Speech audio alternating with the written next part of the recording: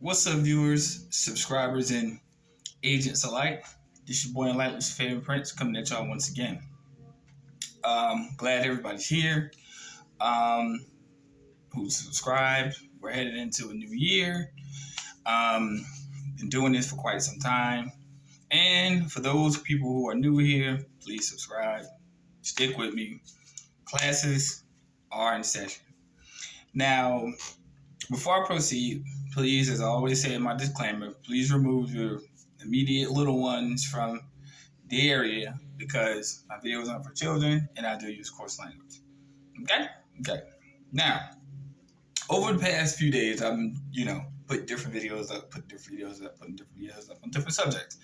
And the channel is just a channel, like I said, if you go to my description of the channel, you'll see that it's basically a plethora of whatever it could be. It is my universe. It is no succinct order or organization. It is just simply my life and my explanation of what takes place in the legal system, amongst other things, because I know that a lot of people, they need this information to be concisely explained. However, because we live in a world where people are long-winded of sorts and they feel as if they have to try to prove a point, I like to keep my videos educational. I like to keep my videos concise. And I like to give very lucid explanations so people further understand why they're doing what they're doing in the first place. Now, I'm going to be reading. So, if I may stutter, whatever. I'm not a perfectionist. I don't take myself too serious. But this is what I want to talk about. And some people may refute it. Some people may say in the comment section, that's not true. However, I read from sources, not from bias, not from an explanation of what I heard. I read from sources. So when it comes down to that, I'm not giving bias in my videos when it comes to anything legal. Now, what I'm also about to say also, this is not constitute legal advice. These are for informational, educational purposes only. However, I know a lot of people don't like that, but oh well. The title of this video is called Nexus and why we filed a UCC1, right? Okay, think of it like this. You have loose ingredients, right? You have two loose ingredients. You have flour, you have cornstarch. Let's just say you want to make whatever you wish to make. But when you put these two ingredients together that are dry, they are inseparable. Although they are still in their state, they're inseparable. They're mixed up. But then, in order for you to provide some sort of agent to it, like water, or mostly that's what people use in baking, you would basically have to use a binding agent. Now, why did I say that? The ingredients, the flour, is yourself. The cornstarch is the unofficial self. The social security number is that binding agent that takes the natural you and the physical you and makes you totally inseparable and turns you into a whole new creation. Did I make that simple? Very simple analogy. It turns you into a lump of dough. But since these ingredients have been bound and they're totally inseparable, logically, you'd be like, well, you can't separate it, right? So you're like, well, what's the purpose of even trying to separate it? However, that bread didn't go in the oven yet. And this is the reason why we follow UCC1. The UCC1 is basically saying the bread is done. However, it is not for public consumption. This bread is for me and my family, not for public consumption or government consumption, period, because that's public. Your household is private. So it says, hey man, can I get some of that bread? What do you tell them? No, this is my bread. This bread was baked with ingredients consistently used by myself, but I am not vowed in any way for me to actually put it out there for your public consumption. Because have it your way, it could be a whole loaf until you decide to take 7/8 of it. That is the reality in the world in which we live when we deal with commerce people. I know a lot of people might disagree, and it's fine. And I broke it down in very simplistic terms. But the reason why we file it is because we're telling the public my loaf of private bread is not for public consumption. That's what you're doing. See what I'm saying? You're saying this ain't for everybody. This is for me and my family for when we want it at our will. You see what I'm saying? And a lot of people fear the concept behind that reality. When you get paid, don't you wish to, when you do something, don't you wish to be, compensated for it? Of course, and I hope you do. But anything else, if you work and you don't get compensated for it, that's voluntary. And this is what we do with our bread when we sign and put the social on paper. We give up the bread until it's divided up amongst everybody else, and you get the butt end of it. I can't make this any more simple. I cannot. I can't. We signing contracts, sign it. They just slicing, eat, having a good old time, right? But you would be upset with yourself because you realize you just really duped yourself. Well, kind of. And it's time for your family to eat. And now your family's looking at you like, where's the bread? Damn, gave it away. That's what you're doing when you put that number on that paper. That's what you're doing. So, let me read the legal definition and take it off the analogous roll. Let's talk about it. Nexus, or nexum, whatever you wish to address it as, is a transaction in which a debtor fails to pay and then may be placed into a form of slavery until the debt has been paid. The debtor will be termed a nexi under these circumstances, right? So, when you voluntarily use that, you have to realize that the social without the dashes is the UCC contract number. The social with the dashes is basically the exemption. So in and of itself, just those two hyphens in and of itself is enough to say flour, cornmeal.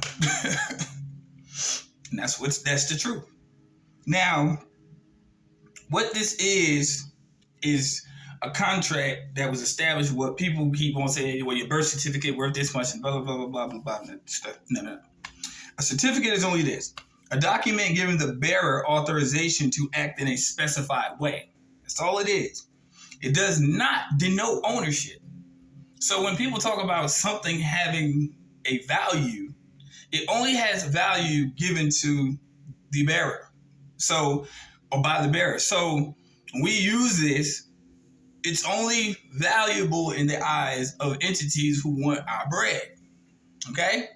So we're held by what they say, payment guaranteed. Guarantor will pay as soon as debtor is not or able willing to pay if signature is signed unrestricted or unqualified. So,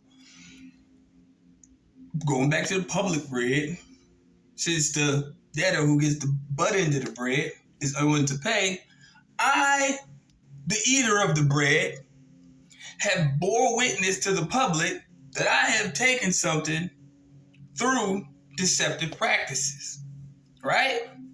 So since the debtor is unable to pay because of his or her ignorance, since I am guilty of eating the bread, I must pay in the stead of the debtor. Do you fucking follow me what I'm saying? Do you follow what I'm saying? I hope you do. Because if that went right over your head, whoo, you're going to have a long, long time to understand this for yourself. So now that the payment is guaranteed, let us go to what I love to go to, the Fair Debt Collection Practices Act. So when these people, these outside entities who want you to bake some more bread, come to you and say, hey, I heard you bake bread. I heard it was some good bread too. You mind making me some? You do owe me. So, I'll take bread as a form of payment. But you didn't eat the bread that you made. Someone else did. So when we talk about these individuals, we're talking about debt collectors. Individuals who make it hard for you. Like, if you don't make me that bread by Thursday, it's on. In other words, they send you notices, they call you, they harass other people to come around and rally you. Hey, we're going to go ahead and get some of that bread because I'm not playing. I want some of that bread. And they get upset. And they get sometimes harass you. But you're protected by the Fair Debt Collection Practices Act because I didn't eat the damn bread. I'm pointing you to the people who did. See what I'm saying? Now, the people who consumed it, can they say they did not? No, they cannot say they did not. Because they would have never heard it was good because you didn't eat it. Somebody else had to tell them it was good. Do you feel me? Do you really get what I'm saying now? So when you tell them, leave me the fuck alone because I didn't eat the bread, and if you want the bread, go talk to the people about the recipe because the only person who can give direct, concise evidence about the recipe is you. Right? Okay. Every time a debtor or any entity comes at you, you as a secure party creditor who has a UCC1 file, you have to understand you are not the debtor. You are not the person who is the wrong or the bearer of dishonor anymore because you're not responsible for something on the act of behalf of somebody else. Okay?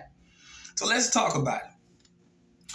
If they say these greedy people come around again, they say, man, I'm sick of this. We going to court because I need you to bake me some bread.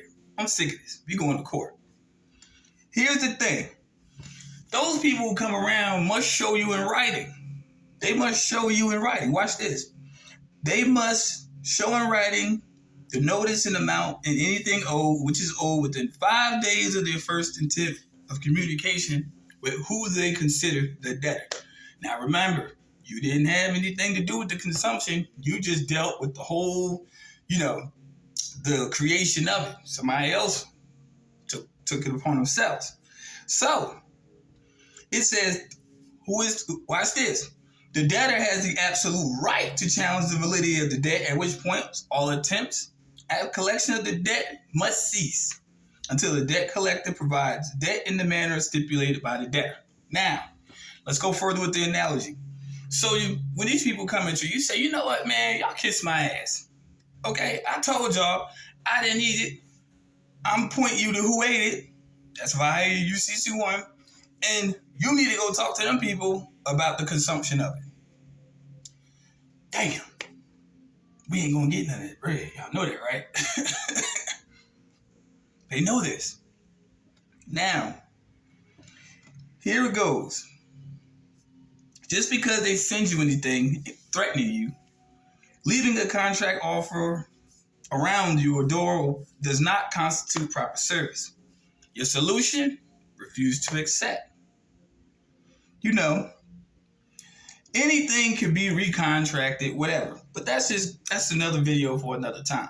I just want to give you a reason of why we do this.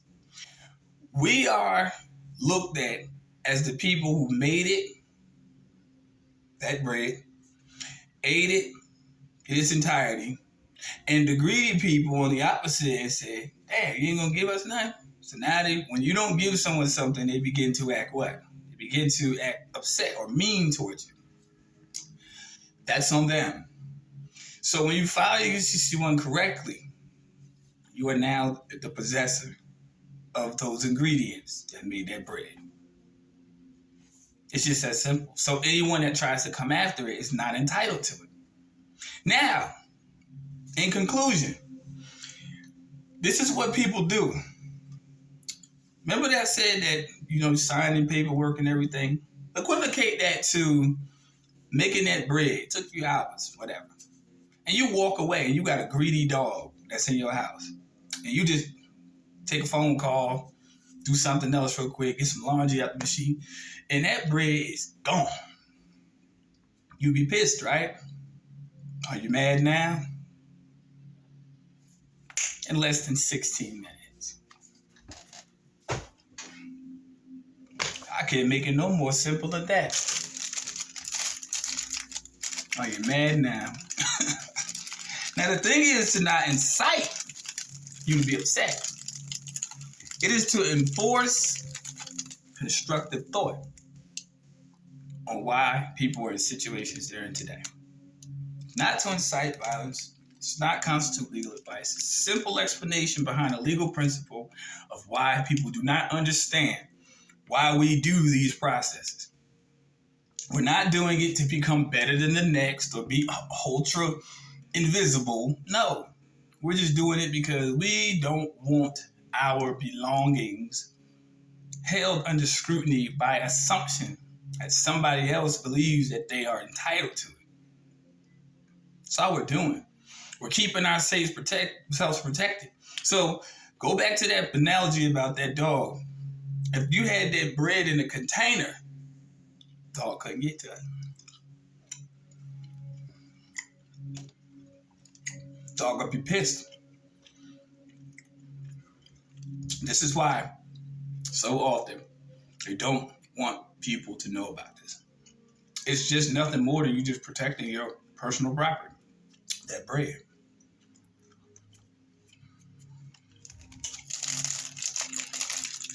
You good. First time viewing this channel, like and subscribe.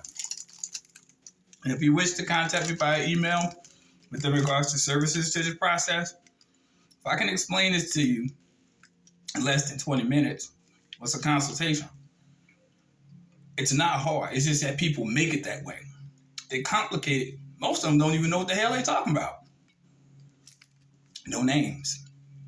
But stick with me, and you'll find out. It's not as hard as you think.